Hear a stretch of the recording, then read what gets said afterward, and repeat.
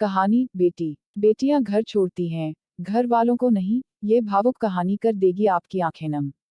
बेटियां घर छोड़ती हैं, घर वालों को नहीं। इस सच का एहसास उनके पास सदा बना रहता है, बस घर के लोगों को जरा देर लगती है इसे समझने में। खिड़की के पास खड़ी सीमा सोच रही थी, भाईदूज जाने वाली है, पर इस बार न तो माँ ने फोन करके भैया के आने की बात कही और न ही मुझे आने को बोला। ऐसा कैसे हो सकता है? हे भगवान, बस ठीक हो सब कुछ। अपनी सास से बोली, मां जी, मुझे बहुत डर लग रहा है। पता नहीं क्या हो गया। मुझे कैसे भूल गए इस बार। सास ने इजाजत देते हुए कहा, कोई बात नहीं बेटा, तुम एक बार खुद जाकर देखाओ।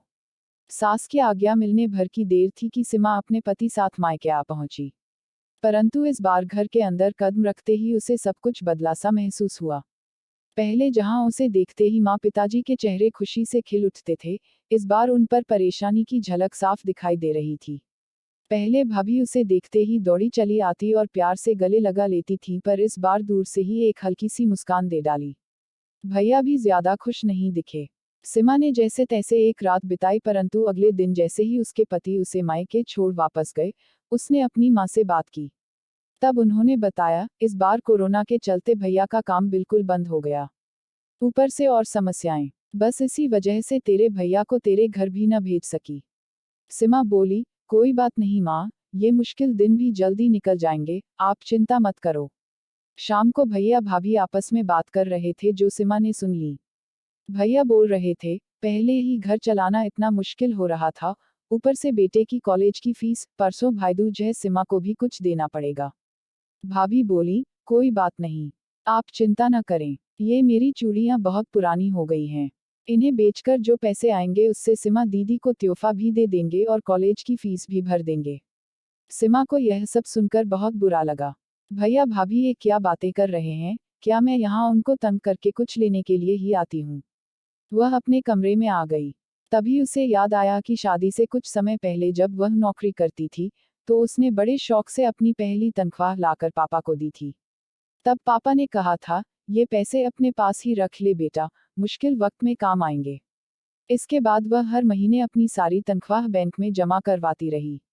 शादी के बाद जब भी मायके आए, तो माँ ने उसे पैसे निकलवाने को कहा, पर सीमा हर बार कह देती कि अभी मुझे जरूरत नहीं।